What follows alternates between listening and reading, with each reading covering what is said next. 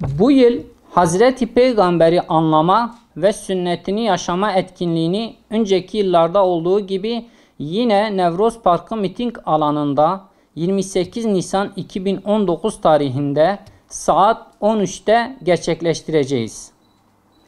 Mevlid Programı Düzenleme Kurulu olarak yapılacak olan etkinlik ile alakalı bütün hazırlıkları tamamlanmış bulunmaktayız. Kamuoyunun malumu olduğu üzere Mevlid programına Peygamber sevdalısı Diyarbakır halkının teveccühü çok fazladır. Bu yoğun teveccüh dolayısıyla halkımız etkinliğin yapılacağı gün Nevroz Parkı miting alanına akın etmektedir. Bundan dolayı Nevroz alanı ile alakalı ek seyyar lavaboların kurulması, su gereksinimlerinin karşılanması ve halkın belediyeye ait otobüslerle alana taşınması gibi Diyarbakır Büyükşehir Belediyesi'nin yapması gereken hizmetler de vardır.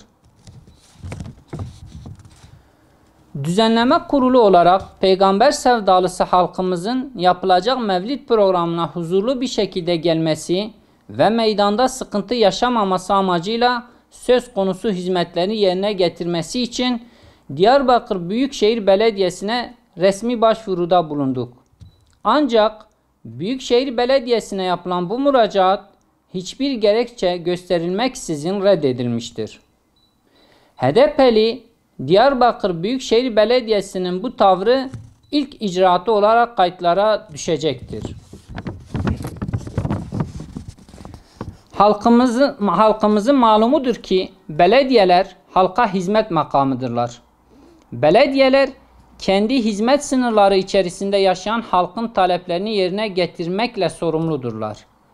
Özellikle halkın yoğun teveccüh gösterdiği bu tür etkinliklerde etkinliğe katılacak vatandaşlara her türlü kolaylığı sağlamak belediyenin asli görevlerindendir.